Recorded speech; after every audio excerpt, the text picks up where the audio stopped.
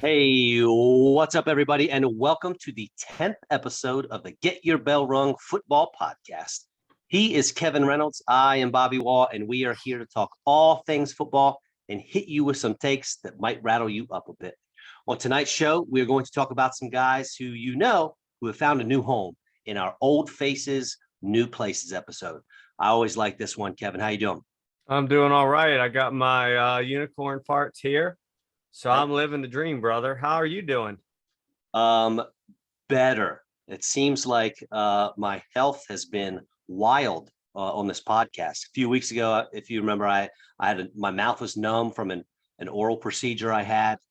Insert immature giggle there. Thank you, Kevin. I knew that would get you. And then last week, Your oral procedures. that's right. Last week, I had a little bronchitis thing going on, which developed into an upper respiratory infection. So we're hitting this thing a day late, later than we normally would.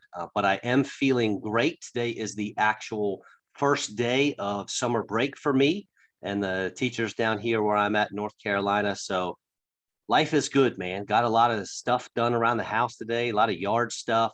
It's great, man. I'm feeling good. That's good to hear because for those of you out there, the last couple of days, Mr. Watt here has not felt stellar. As a matter of fact, last night when he called me, I was fairly certain he was dying on the other end. I contemplated calling 911 because he really sounded not yourself. Because typically you don't even feel good. You still have your little attitude about you. I mean, look at you tonight. You're still not feeling well, but you're still rocking the wife beater. I mean, you've got it all going on, buddy. I'm glad you're feeling better. Tank top. I'm glad you're feeling better. You do you, as I always tell you, and let's get this ball rolling.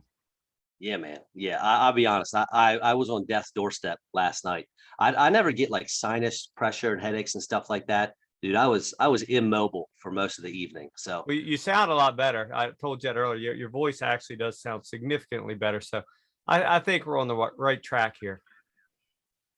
Excellent. Yep, I agree. And I got a question. Someone slid into my DMs and gave us a question they want us to answer on the air, and it's a fun one. It's one that you get every year. But the question was, how early is too early to draft a quarterback? Well, we need a lot more info than that. How big is our league? What's the scoring like? Is this a 2-quarterback league? Is this a super flex? Talk to me. This is the joy of being a quote analyst, is sometimes you don't get all of the info you need.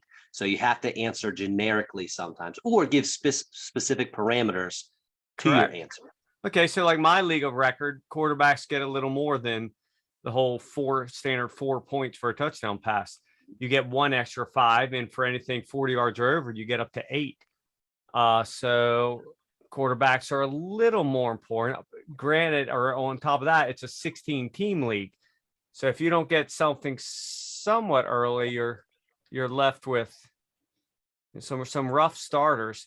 But again, then also, of course, mine's an auction dynasty, so it doesn't even come down to a round. It comes down to dollars, but same general idea.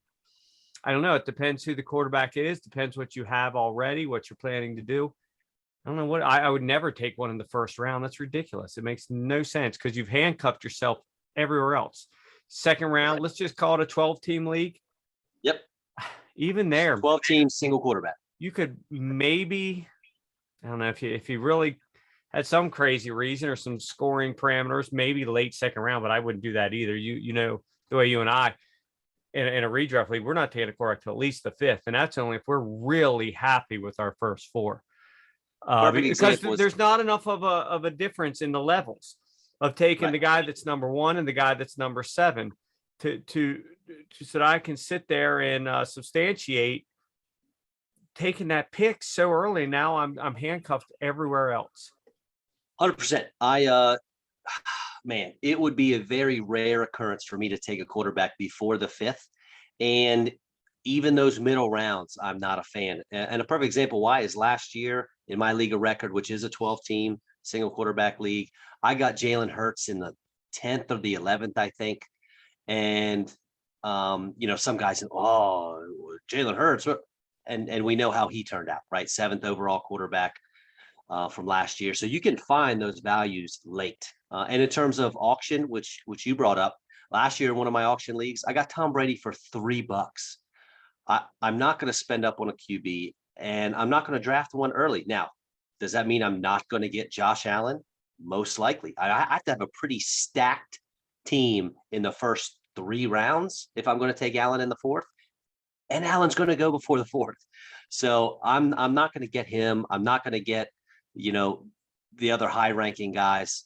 And I'm okay with that because, like I said, we can find value late in the draft. And to piggyback on what you said, the first quarterback to the 12th quarterback, when the season's all said and done, there's not that much difference. And you can stream successfully. If you have a couple QBs that you stream week to week, you can get by with that because you don't need, let's just say. Well, let me interrupt you real quick. Sure. By stream, you say you have a couple QBs. You're talking about not streaming. You're talking about picking whatever quarterback's already on your roster each week. You're not talking about streams and dumping, picking one up, picking one up, right? You can. I've had to do that before. I've had to do that before, and it works out because let's just say hypothetically, Derek Carr ends up as the 16th highest rated quarterback. Well, that doesn't matter if you started him 5 weeks, his 5 best weeks, Right. throughout the season, and you dump him, and then you might have to start. I don't know. Maybe you got to start Marcus Mariota a week or two, but you play the matchups just like you would a fantasy defense. It's not ideal. It can be done. I'd rather do that than draft a QB in the first 2 rounds. The thing is with your Jalen Hurts, so that's more of an anomaly. It's rare you're going to get a guy in the 11th or 12th round that ends up like in the top 7, but it does happen. But to me, it's worth the risk to do it that 100%. way, as opposed to wasting an early pick on a guy who ends up getting 30 points less than a guy you could have gotten the 5th round. That's where it really, really matters. That said, people do it. I've always been a big fan of donators. So, if you're in a league with me, by all means, please draft a quarterback in the first 2 rounds. Get after it. Go big or go home. You can have Josh Allen. You can have Mahomes. I applaud you. Please, Sure. By all means. So we talked. I mentioned Jalen Hurts, but Tom Brady was going fairly late in drafts. This is shooting off the hip here. I want to say his ADP was anywhere between the 7th and 9th round. Brady last year. So, and he was a 3rd highest scoring quarterback. Matthew Stafford, he was going in the double-digit rounds along with Jalen Hurts, and Stafford was the 6th highest scoring quarterback in 4-point touchdown passing leagues. Let's see. I can't do the Stafford thing though. He's great in like a best ball league or a league that's total points, but he's too much of a roller coaster. Kirk Cousins was the 11th highest scoring quarterback. So, and he was double-digit rounds. Was he 11th? Yes. I thought he was. I think he's high. He was a little higher than that in my league, only because he threw a couple long touchdowns to JJ that got him some bonus points. But anyway, regardless. No, yeah. Don't absolutely. draft one early, right? Keep it late. Unless you're in one of our leagues, then we want you to do it early. Yeah, definitely. All right. I know we touched on Deshaun Watson for the first time last week. There's new news, and I don't want to talk about it too long, but there are 2 more possible charges coming out against him from 2 more women. So that's it's not ideal. No, it's not. And Florio, my boy, was just putting out there that there are those in the league office that are bordering on mutiny if Goodell doesn't do something severe. That this has gotten a little out of hand now. He wrote a really long article the other day because I disagree with about 90% of everything he writes. But it's like, man, we have that presumption of innocence. But the way his lawyer talks, it's like every cop that even investigated is evil because, that's what the cops do. They take something seriously and they have to investigate it and they find out a lot of stuff and maybe they think something happened. But then he starts telling there's so many stories that are the exact same. Is there really somebody out there that told all these women to say the exact same thing? It's starting to look really ugly for this dude. And Baker Mayfield's got to be just sitting back, just sipping his unicorn farts and loving life because he has the Browns by the throat right now, for lack of a better body part. And This is going to be so interesting to see play out. And it takes the Browns from a contender, a Super Bowl contender, to maybe last place in the AFC North. Maybe. Listen, if he's guilty, I hope they bring the hammer, but we'll see. Time will tell. Well said. Well, not saying I don't know if they're going to. He's been cleared of criminal charges, at least in the original 22. It's all going to be financial, and then the NFL laying the hammer down. Yeah, there's a wide range of outcomes here. Absolutely. Old faces, new places. I got 4 of them. You have 4 as well? Well, I have 4 general, situations. All right. As opposed so let's to flip like 4 people. Yeah. Why don't you give us your first one? I'm going to go with Josh McDaniels. Fine, sir. Head coach of the Broncos, 2009 and part of 2010. He was 11-17. I don't think a lot of people necessarily even know that ever happened. It was brief. It was ugly. It ended. And of course, most of us know his most famous, I don't even know, attribute of that whole regime was taking Mr. Tim Tebow with the 25th overall pick in 2010.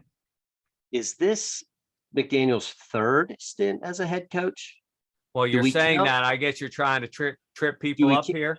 Do we count the 7 minutes he spent in I don't think that counts. I don't think he officially counted as their head coach. I think that was more of something in a verbal agreement that he decided to back out on there with the Colts a few years back, which turned out the best, I think, for everybody.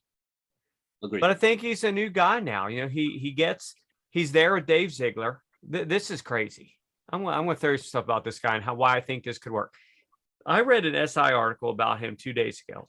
You should check this SI article about him. It is so long, but it is very detailed about him, his life, his football philosophy now, how much he admits he's screwed up there, how he tried to micromanage everything, do everything. So now he's there with Dave Ziegler, one of his best friends, who was one of his roommates in college at John Carroll University. They were both wide receivers on the team.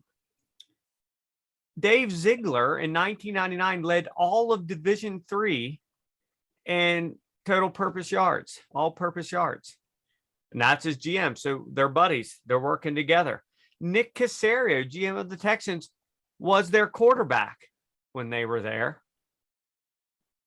And then Tom Telesco, GM of the Chargers, was a wide receiver there as well at John Carroll University. I know I'm off track here, but quickly. Bonus question. Who is the most famous NFL player from John Carroll University, which I had never heard of? The player or the university? Which player, the most famous player? This is a guy who is an amazing all-pro level guy. For some reason, I want to say John Randall. London Fletcher. Okay, because John Randall was a small school guy, I believe. He was. Undrafted free agent. Yep. London Fletcher, UFDA in 1998. John Carroll University somehow has created all these guys. So point being, so he's got a support system there. Him and his buddy are doing it together. Okay. It says when I read in the article too, that after he signed a dotted line, it was immediately announced. Derek Carr told he was sitting there with his agent when he got the word real quick. And he said, I bet he's going to call me real soon. He said it was less than 5 minutes. Boom. He's on the other end. And then he called Max Crosby right after. So the players apparently already love the dude. They're loving his whole offensive philosophy. You bring in Devontae Adams. I really think this is going to work. And I would love for the Raiders to win that division. Do I think they're going to? Absolutely not. But I would love for them to come out and just lay waste to those other 3 teams. How do you think he is going to? So is he going to bring the Patriots offense? He is. All right. So now we're talking dink and dunk, right? How much effect do you think that's going to have? Because Devontae Adams lives on touchdowns. But right? you got to think of dink and dunk. I mean, so I'm pretty sure he was back there. Was it him or Bill O'Brien in the big Randy Moss years? Or was it a little bit of both of them? I believe it was O'Brien. Okay, but I think they were both there in some capacity. So they're still going to throw. You've got all the Gronk stuff. So that's another thing where, we were thinking about Darren Waller. man, if he uses him like he used Gronk, well, he could be in for a huge year. Yeah, he's already said he's going to use the there will be no such thing as a workhorse running back. There isn't even a starting running back. He said in the article it might be this player A 1 week, player B the next week, and then the next week it might be a combination of A, C, and D for different things he's doing. I know it kills us in fantasy, but Yes. as we know, these head coaches don't really give two craps about our fantasy teams. Whether you and I win doesn't really help them if they're losing. They just don't have a job anymore. So he's already said he's going to do that. So Josh Jacobs will be going after this year. But man, I really think he could. I think he's going to turn things around there. And they made the playoffs last year. This isn't exactly like a cruddy team that has to rebuild.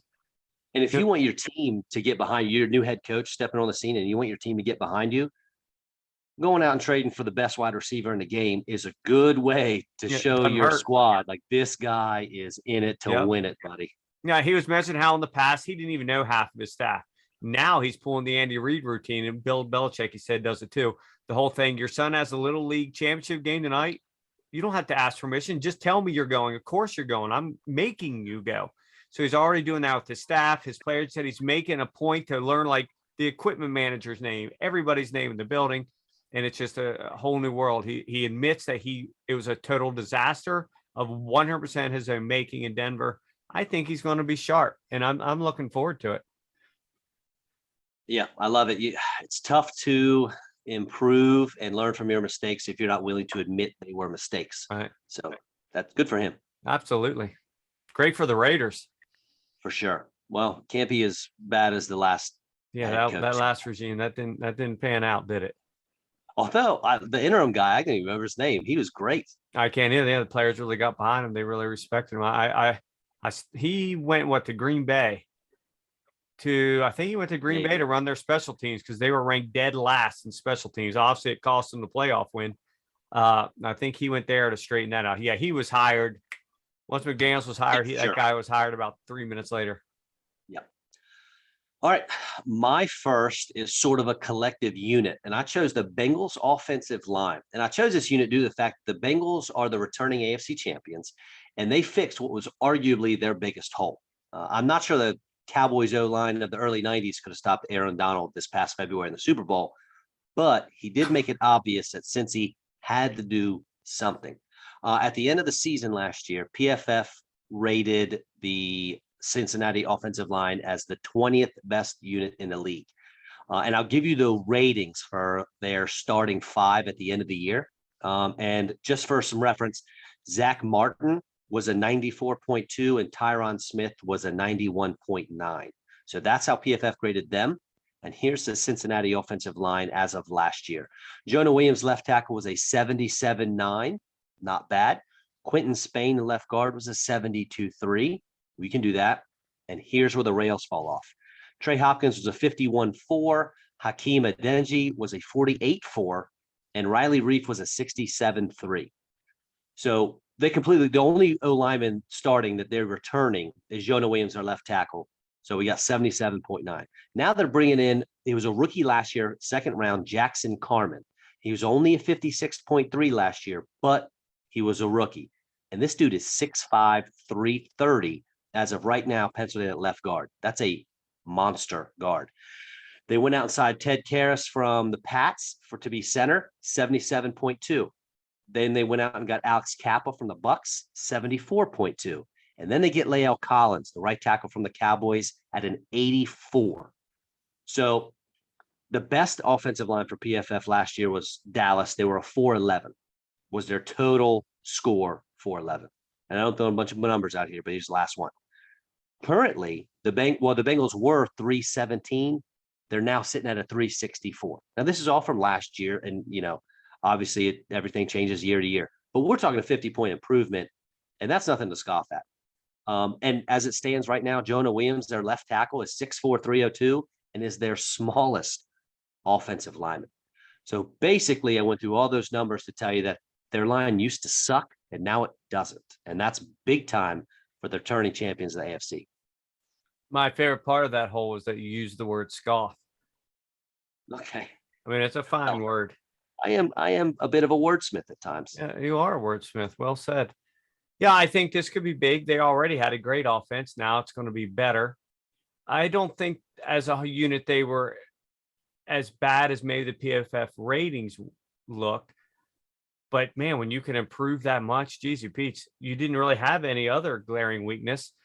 Exactly. It So sold out. you've improved that, and you have all these weapons. We've discussed they probably have the best 1-2-3 punch and wide receiver core in the league. Then you have Mixon, who's top 5 running back. Then you got Burrow, who arguably top 5, top 10. You got a solid defense, not the best in the league. So what'd you do? You just made everything easier on all the skill positions on offense. If their defense doesn't fall flat on their face, I mean, they're playoff bound for sure. Oh yeah, they should be. But man, they got a tough division. That AFC, man. The more I research all these teams and these different players, this sweet. I mean, there's teams that are going to end up like 10th, 11th, 12th that would make the playoffs in the NFC without breaking a sweat. It's just the skill level overall is so drastic that you could have a team like the Bengals, as good as they are, they could miss. It's impressive the talent the AFC has got from almost from top to bottom. It really is. Tough division. Who is your? Yeah, well, always the AFC North is always tough. They always beat up on each other, and it's always fun to see how that one plays out. So with this improvement, what do you think the Bengals will end up be? What record? Do you think they're going to win the division? I mean, I would have to really dive into their schedule. Winning the division, like we just said, is tough. I would probably say the Ravens would be the favorite for me, simply because, I mean, I know they missed the playoffs last year, but they were also missing half of their starters on both sides of the ball. Right. So if you can give me a healthy Baltimore team, they're going toe to toe with Bengals. It's coin flip for me right now. Gotcha. Yeah. So but if you really want me to pick, yeah, I'll pick the Ravens. If I really have to pick, I'll pick the Ravens. So maybe Ravens are like 13-4, Bengals are 12-5, or 12-5, 11-6, something along those lines. I'll buy it. They're both going to the playoff side. You think that this new line, I'll ask real quick before we move on, is going to help the passing game more, the running game more, or both? Collective. I mean, they're big.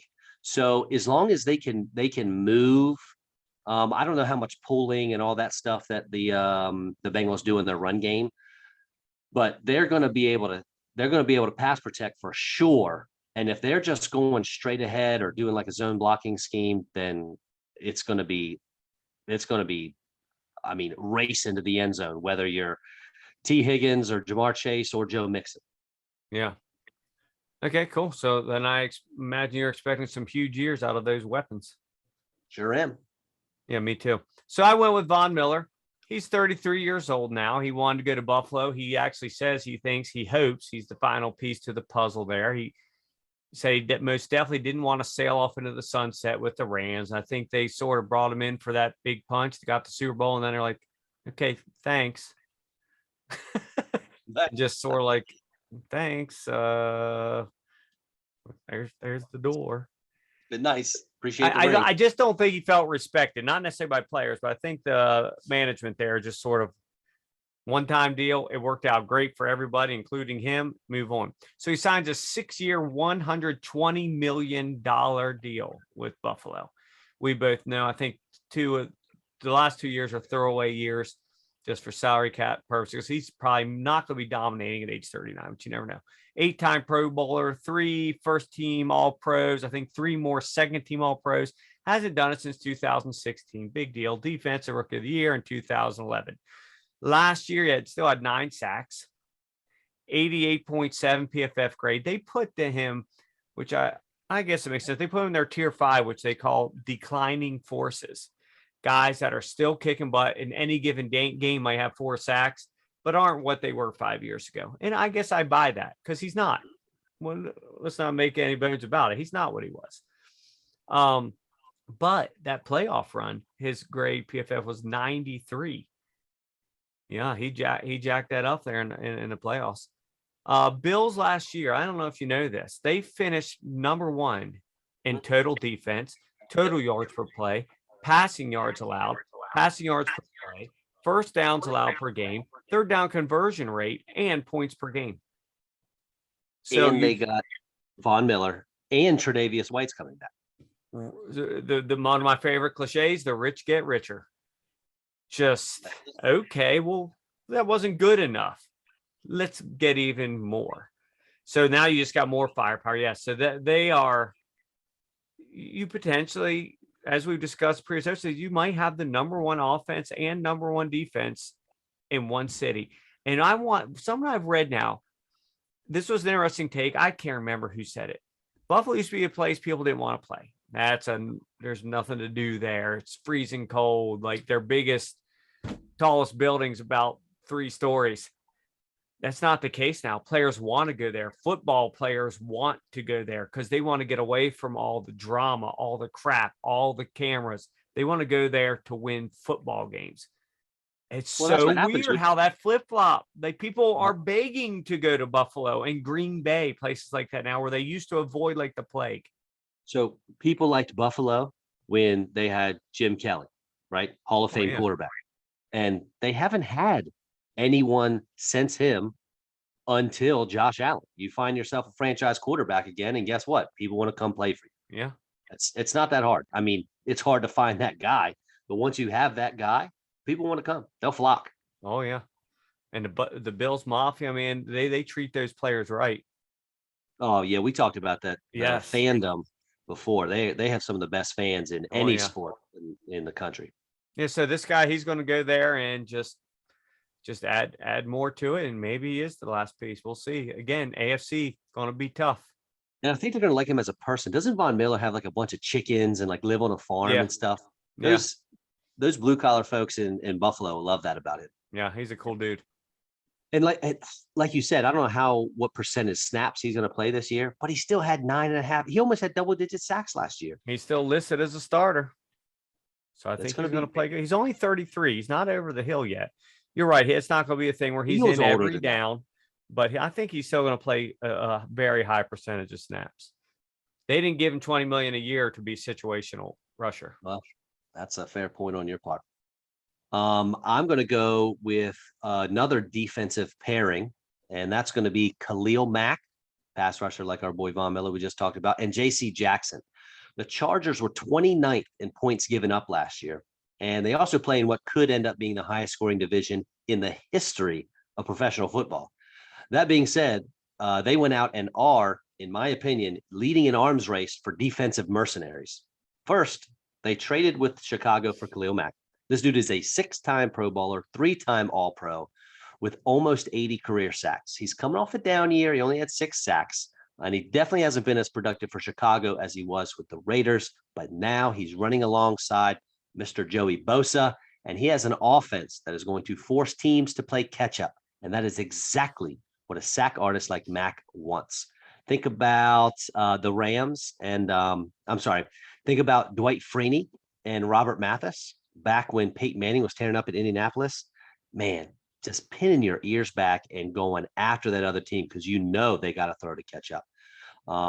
It's going to be exciting to watch them. And then with J.C. Jackson, they signed him to a 5-year, $82.5 million contract. Last year was his first year as a full-time starter. He turned in a Pro Bowl season, second-team All-Pro nod. He's got 17 interceptions over the last 2 seasons and 37 pass breakups. Completion percentage when thrown to him was at 48%, and QB rating was 47. Keep in mind, they got Asante Samuel Jr. on the other side. Derwin James, as long as they can get him back healthy, this is going to be an interesting defense. I know we talked about it. Was it last week or the week before when we talked about fantasy defenses? But in real life, this was going to be a fun one to watch. It will be. My thing with Jackson is you and I have discussed pretty much at length how Bill Belichick can just go find some dude down at the mall, shopping for video games and bring him back. And somehow within 2 years, the dude's a Pro Bowl corner. You think Belichick buys video games? I don't know. He might. It seems like something he might do. Yeah. I'm not saying he was there to buy him. I'm saying the guy's there to buy him. He just sees the guy. He looks like he could be a corner, and he takes him and turns him into one. Malcolm Butler? There's one. And he's back now, right? He's back in New England. Just but here's what's my point with that. so many of these guys, and I don't Mhm. have the full list of names, but I'm just thinking of this today. They do so well in New England, but when they leave, not quite as much. The list So is long for defensive players that happens with, and yes, I feel like they all come back too. It's like, and a man, lot of them do. Can they get back there and they do well not so again? great outside of Foxborough. So maybe it's the particular system, the way they're coached up, way this, that, the other. I don't know. Maybe it's how they're used in these other places, isn't what the Patriot way. I don't know. I still think he's going to do really well. And you're going to get a lot of opportunities because there's going to be a lot of pressure, a lot of balls just floating up in the air for those guys. And you're right. I don't think it's the Chargers offense, as amazing as it's going to be, that's going to win the division. It'll be the defense. The We Chiefs shall see, defense, my I think, is looking pretty good too. And the Raiders wasn't bad last year. Max Crosby's a freaking monster. The Broncos also Broncos have. isn't This exactly is, bad. They did lose I'm Von telling you, Miller. So yeah, that whole division, it's just I'm more crazy. excited to watch the AFC West than I am the NFC East, and my team is in the NFC I East. told you I want a whole season of just the AFC West playing each other. And occasionally you have to do musical quarterbacks just to make it interesting, more Okay. interesting. Well, I'd watch, that's for sure. Oh yeah, absolutely. It sounds ridiculous, but I would most definitely watch. Patrick Mahomes with Devontae Adams, Darren Waller, and Hunter Renfro. I mean, listen, Derek Carr is great, but he's not Patrick Mahomes. No, he's not. You might be onto something here. Can we do this in the offseason? If it's just flag football. We'd have to do it on like Madden or something and just let it play itself out. It would be fun. Who's next on your list, my friend? So I went with an actual group as well. The new Kansas City Chiefs wide receiver core. They lost Tyreek to the Dolphins, Pringle to the Bears, Demarcus Robinson to the Raiders.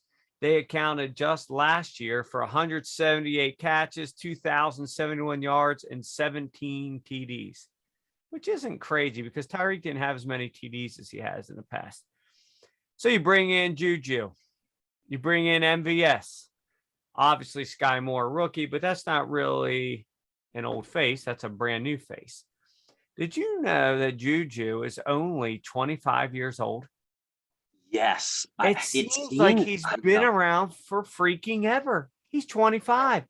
What's that rookie? The dude with the Bears. Bayless Jones. Yes, he's 25. Mm-hmm. I know. It just seems so weird, so bizarre that he's only 25. MVS 27. He's the Amari Cooper of 25-year-olds. Remember we said Amari Yes. Cooper is almost the same age as Terry McLaurin? Yes. And it's like, man, it doesn't make sense. But hey, you come out of college early and you're young coming out early. Yeah. You buy yourself a few more years in the league, man. You might get yourself an extra contract. Yeah. Oh, absolutely. Big money. So I just looked at their best seasons. I don't expect this to be their best season ever. Juju's best was 2018, 111 for 1426, 7 TDs. MVS was 2020, only 33, 690, and 6 TDs because he still had a little of the dropsies. And we both know if Aaron Rodgers thinks you're not going to run the right route or drop a ball, he just won't throw to you for 6 to 7 weeks. Not 6 or 7 plays, 6 or 7 quarters. 6 to 7 weeks. He just won't throw to you. You could be standing there by yourself. The defense could go take a hike, and he's just going to take off running because he's not going to throw you the ball because he's afraid you'll drop it. I love Petty.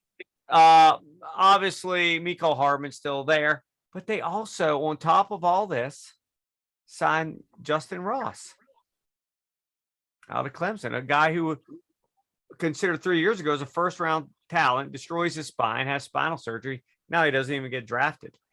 Did he get drafted later? UDFA? UDFA. I thought he was, yeah. And Josh Gordon, of all people, is still there. But those aren't new faces, but the others are. I honestly think they were just done with Tyreek and just the money, the attitude, because he now is starting to say some things. He said the other day, I don't know if you saw this, his little thing about why am I not getting a rock? Like he was annoyed. I'm the best player on this field. Why are you not throwing the thing to me? So he was starting to get a little more diva in him than I think what people realize. He was getting perturbed. These guys can come in. I think they're going to do well. They're going to learn the offense. Okay, yeah, they'll have some growing pains at first. But having Patrick Mahomes at QB doesn't exactly hurt. I think they're going to be good. I really do. I think this offense I think it needed revitalized. It needed something different because teams were, like I said, that little Tampa 2 last year was just killing them. And I think this is going to work out. Talk to me. Yeah. We'll see. I'm not sold simply because of the element that Tyreek Hill brought. I still think they're missing that. I know MVS is fast and can stretch the field. Nobody cares about him. He's not Tyreek Hill, obviously. The one thing about Juju is I've always been a Juju guy. And now the year after he blew up, everybody thought he was going to be great, and he wasn't. He's had But some injuries too, but right. that does But factor in. the following year, I was much higher on him. I anticipated a bounce back. He's a guy that I was wrong on. Now he still ended up with 97 catches and 9 touchdowns, but I thought he was going to be a solid wide receiver one after the down year. And I feel like I've been waiting. Now I was off of him obviously last year. I feel like I'm still waiting for him to come back with that and give me that season I thought he was going to have.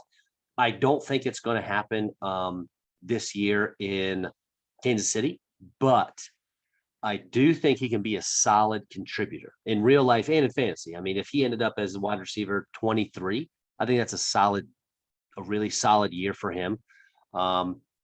And we both love Sky Moore, but he's not an old face. MVS, man, I just can't get over the boom or bust guy. He's going to end up with 3 catches for 97 yards, or he's going to end up with 1 catch for 11. And I don't like that in real football. I don't like that in fantasy football. That's just who MVS is for me. If any one of these old faces are going to make an impact, I think it's Juju. I think he's going to be that guy. Yeah, I think he will. I think he'll definitely have a bigger season than MVS. I guess my thought is I'm not really thinking of this at all from a fantasy standpoint. I think this will revitalize the offense. It's going to be something new. There will be growing pains at first, but by I think midway through the season, I think this offense is going to really take off again. It just got stale. It was just too much Tyreek. Occasionally throw the ball to Kelsey. I think it really got stale. I think this could be big, and it opened up so much money for the other needs they had. Well, I mean, we'll see how it goes here.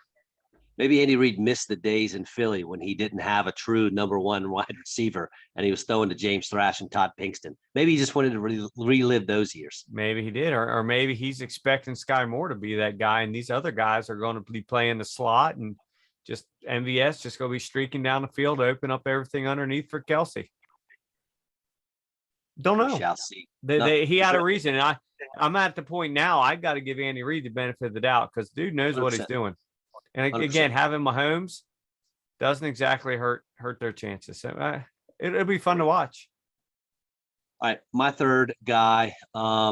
This one gets a little juicy, especially if we're talking fantasy, and it is Russell Wilson. Every year, people do the whole who's going from worst to first thing. And last year, Denver was 7-10 and finished last in the AFC West. That, of course, was before trading for Mr. Wilson. And I have to imagine that the Broncos will be a popular worst to first team for all the analysts out there who choose to do that. I'm not buying it just yet, but Wilson might be the old face, new place guy that has the biggest impact on his new team. Now, obviously, it's not groundbreaking because he is a quarterback, most important position on the field.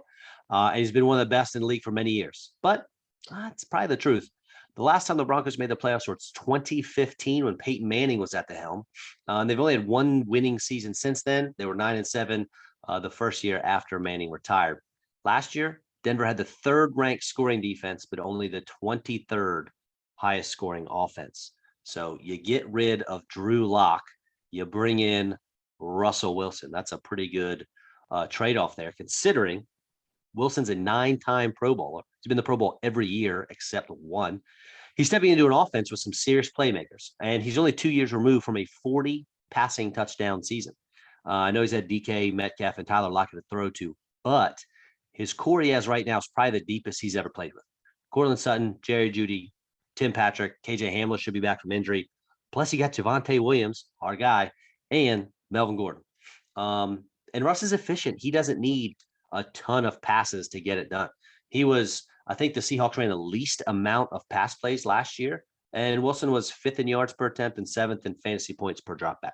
So Denver still may end up as the worst team in the division. But dude, they're all in for a championship, and I love it. I do believe that they will be last in the division, but I think that they'll probably be like 10-7 and coming They might. fourth because they're going to beat up on everybody. I just don't see them really beating the teams in the division. They're My gonna have to only slow it concern down. with Russ is his little thinky dead finger because the second half of the season was not pretty. Now we can blame that on the finger, and that's fine because it was. That is why he was doing fine until that happened. I had him on one of my squads, and that just didn't pan out after that. I got to the point I just benched him the last 5-6 games because he couldn't do anything. Through researching, what's the word on that? That I haven't heard anything from it. I mean, literally nothing. So it's So you're thinking I'd it's a no assume news, it's not a thing. good news deal? I would imagine, because I mean, when you got people talking about how Leonard Fournette looks a little chubby coming back from the offseason, but we're not talking about Russell Wilson's injured finger, I'd say it's no news is good news for that. Speaking of which, that reminds me of something we touched on weeks ago about Najee Harris and the people freaking Mhm. out that he's 244. And then he came out like the week after we mentioned it, and he said, like, people be tripping. I was 242 last year. I only gained 2 pounds. It's like we didn't already realize he was playing at 242. And Right. so The 244 program seems has him crazy, but 230. it's really not. He ate an extra hot dog one day, and now he's 244. So I don't know, just sidetrack there. I thought it was a funny quote that he's like, "What are you people freaking out? I gained 2 pounds." So real Nonetheless, quick, I think if Russell will their be fine. defense, He throws the best deep ball in the game. Everybody says it. He really does. It's so pretty. He in weapons, yeah, you better believe it. And are they going to be shootouts? And I'm a big proponent of let Russ cook. That's my boy because I love it. But if that defense can be another top 5 defense in the league, and you add Russell Wilson, you're removing Drew Lock and adding Russell Wilson. I mean, that's big time right there. something that's crazy about the defenses, whether you're 1 through 5, 6 through 10, whatever, is you could have a one that essentially for the rest of the league is a top 5, but because you play in that division, you've got to play 6 games where teams might go for 500 yards on you, and it's going to blow the whole thing out of whack. But again, you're so strong, so dominant, but because you play those teams on paper, it doesn't look like it, but on the field, it most definitely does. But I think he should have a big year. I've seen people saying, you probably saw an article too, some people saying he could very well end up the number 1 quarterback. He could. I don't think he's going to, but they make pretty good cases of how it could happen. All right, my friend, last old face, new place for you. Okay, my last one, buddy, is our friends that are now in Indy. Mr. Matt Ryan, Mr. Stephon Gilmore, another Pat's corner. We'll start with Matt Ryan. They got him for a 3rd-round pick. Crazy. 37 years old. I really thought he was past his best days until I did some research. He's really not that bad. Last year, his PFF grade was 75.8. Not great, but years before, 83.1, 76, 84.3, 88.3, 92.2, 80.9. He was 16th out of 38 eligible quarterbacks last year. That's a starter in my fantasy league. And he did it without his number 1 receiver. He did it with nothing. Right. Your number 1, your best player on your team is your tight end rookie who's still learning the ropes, and they're triple covering on every play. Technically, I think their best player was the person they didn't know if it was a running back or a wide receiver. Exactly. He was running back the first half of the season, wide receiver the second half, because they inexplicably were, well, not inexplicably, they were just tanking the second half of the season. So last year with the Falcons, again, nothing to work with. 67% completion rate. You know what his career is? 65.5. He actually had a better than his career average. Yards, 3,968. His career average, 4,266. Only 300 yards difference. Granted, he had an extra game, but still. Touchdowns to interceptions, 20-12. Career averages, 26-12. Quarterback rating, 90.4. Career, 94.2. So he did that with essentially crap, with nothing, with an above average college receiving core, a team that had nothing that nobody was scared of, running for his life, always behind, having to chuck balls up. And he still did really so much better than I thought. I thought he had just fallen off a cliff, but he really hasn't. So we're going to take him up there. Is 75.8. Wentz was a 70.9 last year. He was 22nd of 38, which also surprised me. I would have thought he was about 79th of 38. But I think this is great. So before we get to Gilmore, give me your thoughts on Matt Ryan, because there was a time in life where you, maybe 2-3 years ago, we had this little debate on Facebook or somewhere that you thought Matt Ryan was hands down better than Matt Stafford, correct? And I said Yes, the opposite, which because correct. I didn't think either one of them were great, but Correct. So talk to But me. you chose Stafford. Yeah. I love it for Matt Ryan. I love it for the Colts because with all of those stats you just said, let's sub out Calvin Ridley and give him a full season with Michael Pittman. And let's sub out Russell Gage and give him Alec Pierce, the monster rookie. Let's sub out Mike Davis and half a season of Cordero Patterson and give him Jonathan Taylor. Yeah.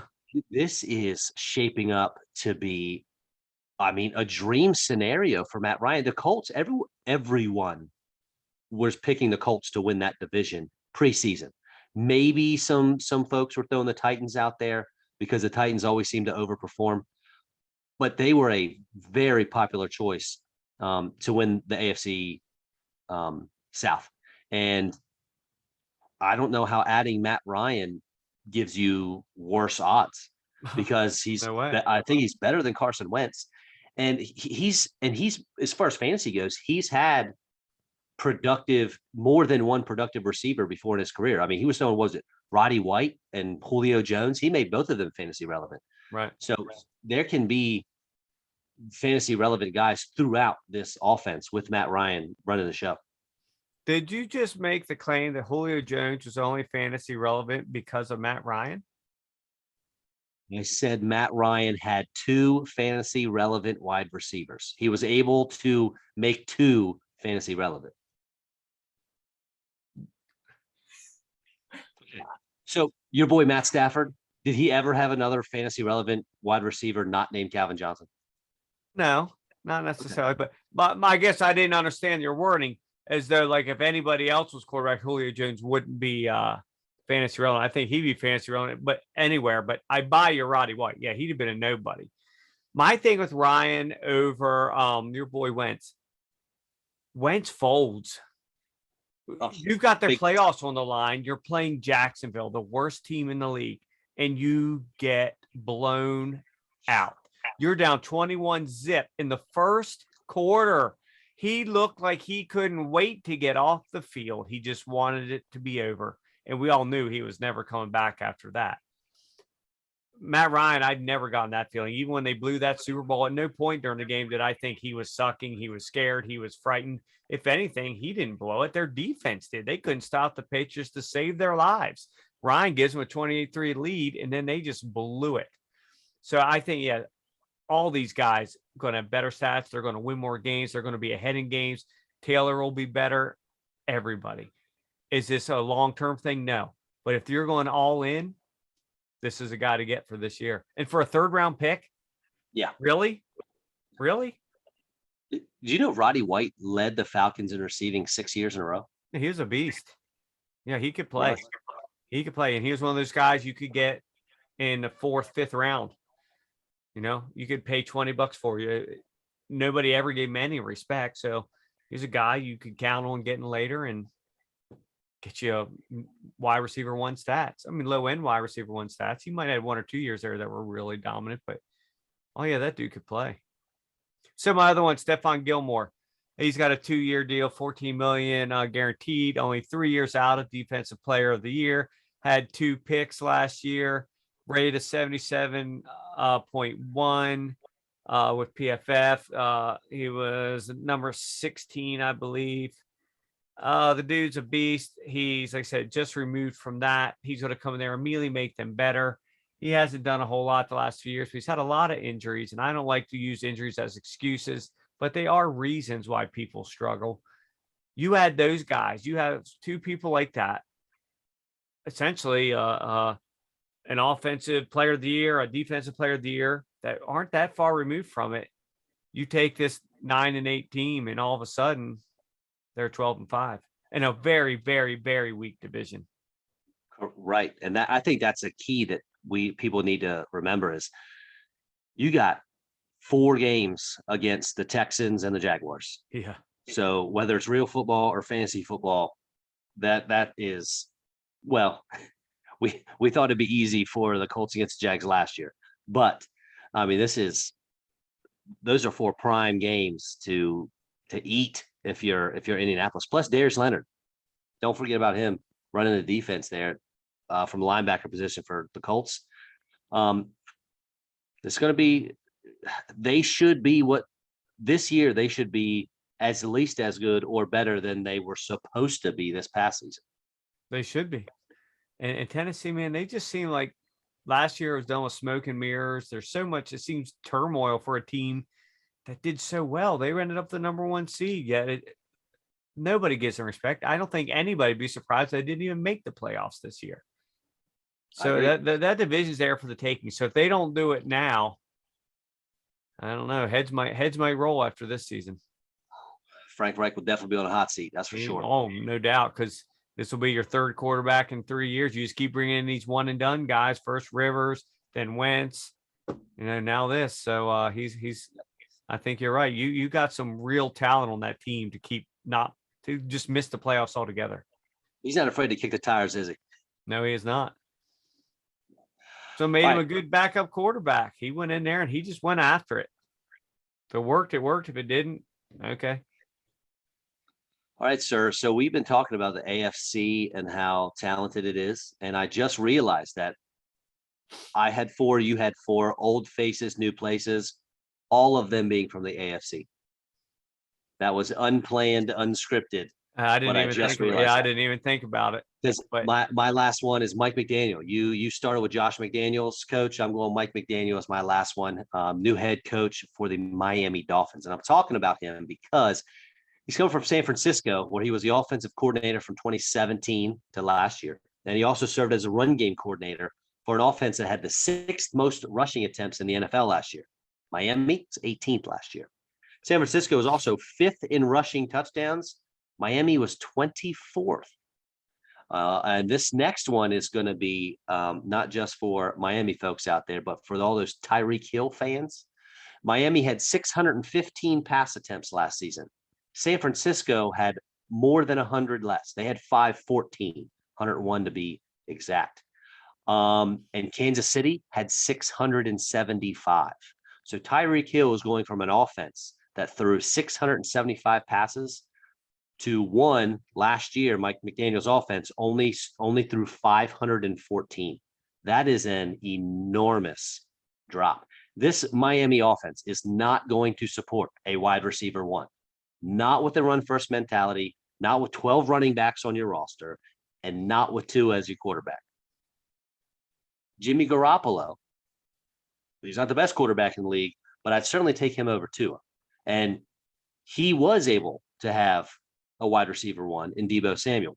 Deebo was the 2nd best wide receiver in the league. A lot of that came on running plays. Tyreek Hill is not Deebo. He's not going to be taking all these sweeps. He's not going to line up in the backfield and run between the tackles. Not big Deebo enough. He had 8 rushing touchdowns last year, Deebo did. Tyreek Hill is not going to do that. This offense will not sustain a wide receiver 1. I think Mike McDaniel is great. I think he is interesting, man. He's like a year or 2 older than me, I think. I think he's still in his 30s. Yeah, and he in interviews, he looks like such a nerd, but he drops like rap quotes during interviews. Very interesting fella. But I think he's a genius. I mean, he made it work in San Francisco. He's bringing his guys with him. He's making that offense his own, as he should, right? Raheem Mostert he brought in, Sony Michel he brought in, Chase Edmonds. I mean, running back after running back. Myles Gaskin is still there. Right now, I have Tyreek Hill as my 16th ranked wide receiver. I have Jalen Waddle as my 15th. I don't think either one of them are going to be wide receiver ones, obviously, but Waddle is more what's the word I'm looking for here? He is more ready for that offense they're going to run than Tyreek Hill is. And Tua already has a connection with him.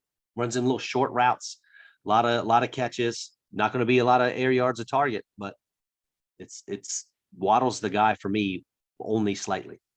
So okay. I got you. So we'd be going back to last week. So you're saying in a fantasy draft, if they're both there in the third round, you would take Waddle ahead of Tyreek?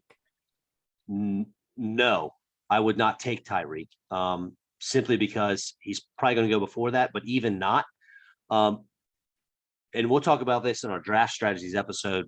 We'll probably do that in late July, early August, but it's important to make your own rankings and to know ADP. Because if I know the average draft position of Jalen Waddle, and I know he's not going to the 5th or 6th round, but I have him ranked above Tyreek Hill, I don't have to take him above Tyreek Hill. I can still wait a round or two and get Waddle because I know nobody else is going to take him.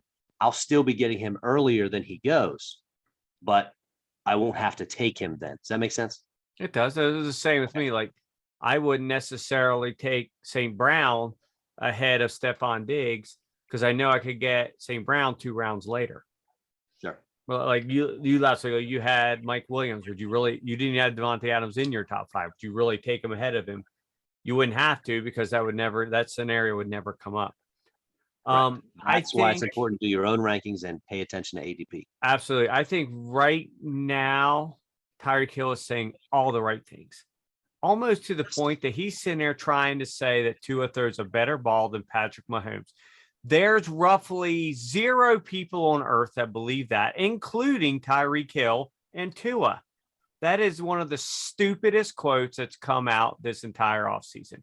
Like, really? Okay, I'm for you. If you want to back this guy, you want to talk him up, maybe we have to give him a fair shake. But you're seriously going to try to convince us that he's a better quarterback than Patrick Mahomes? I mean, come on. That's getting deep there. We got to get the boots on. You are right. Go ahead. We all try to talk ourselves into things sometimes. That's intense there. That's intense. It's true. It's true. I mean, I don't know. There's lots of things you try to talk yourself into, and this just happens to be what's on Tyreek Hill's. He doesn't have a choice. He got traded. No, right? He could just keep his mouth shut. Well, I mean, or build him up in a way that's believable, because I'm pretty sure, like I said, Tua himself doesn't believe that crap. So you're not really building him up when the guy knows you're just talking a bunch of crap. Okay. You see Tua and Tyreek staring at each other in the mirror, and Tyreek's like, "You're better than Patrick Mahomes. I'm better than Patrick Mahomes. You're better than." I'm good enough. I'm smart enough, and doggone it, people like me. I mean, it's just crazy, it's stupid. But my bigger point of that is, let's see in week 7, when Tyreek Hill has about 30 catches for about 400 yards and 2 touchdowns. Let's see how much he backs him up then, especially if you're right. And Waddle has about 25% of all that stuff more than Tyreek. It's going to get ugly quick. Gesicki, I don't care about him. He's so feast or famine. He'll have 3 weeks in a row where he'll have 1 catch for 7 yards. Then he gets 3 TDs and 180 the next.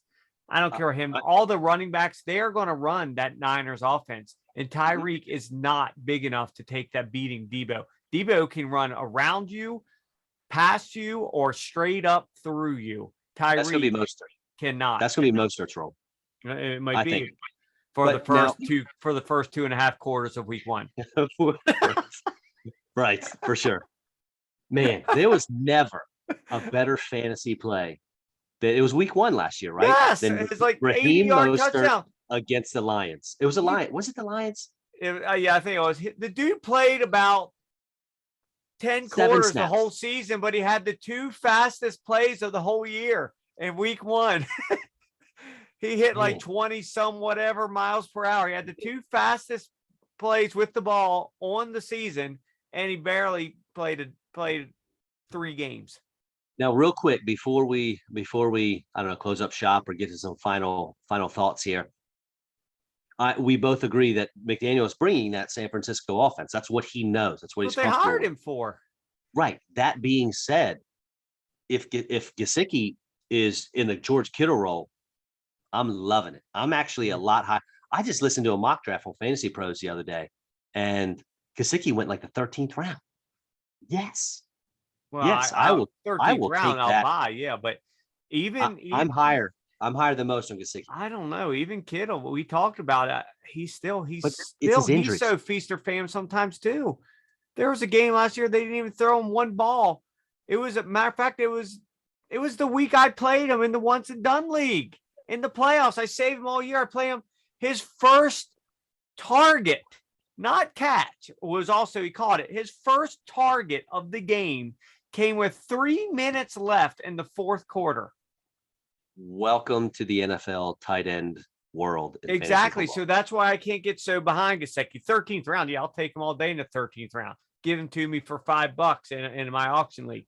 That's fine. But I just don't see him as an every week focal point of that offense. Not with those receivers. They brought in Cedric Wilson too. He wasn't there last year, was he? Wasn't he with Dallas? Was he with Dallas still? Yeah. He was. I'm pretty sure. I'm just saying he's there. Yeah, they're going to bring in a run first offense. Whatever receiver he might not use any receiver in that way. He used Debo in that way because he could. That's what I think. It's not just going to throw any one of these guys and say, I think you can do it, so we're just going to throw you at it and make you do it. I don't think they have that horse to pull that wagon. I don't think they do. So that's going to change off. So, but you're right. He might just put Mostert in, put one of the running backs. He's going to put whoever he can in there that's super fast, go get around that edge and just be going. That's it. Anything else? Any extra thoughts? No, the NFL's, it's coming up here soon. We're going to have to start digging deep into some fantasy stuff soon and doing our team. What would we call it? What do you call them? Well, we break down each team. Team breakdowns. Yeah. It's going to get interesting real fast because once those training camps really get in full force, it just gets crazy. And man, I'm pumped for the season. I'm excited. Yeah, we'll get some guests on here too soon. All right. Nothing else, sir? No, I'm good. How about you? I'm great, man. Folks, if you have any questions, please shoot us a message on Facebook or Twitter. We did answer one tonight, so we'd love to answer yours. Thanks for listening. Our tunes are by Flatline, and check us out on Spotify, YouTube, Facebook, and Twitter at GYBR_podcast. Again, it's at GYBR_podcast. Thank you. There's one thing I wanted to mention for next week. We're doing a Monday show, correct? Yes. So look for us Tuesday morning on Spotify and Facebook. Excellent. Sounds good, my friend. Okay. See you, bud. See you.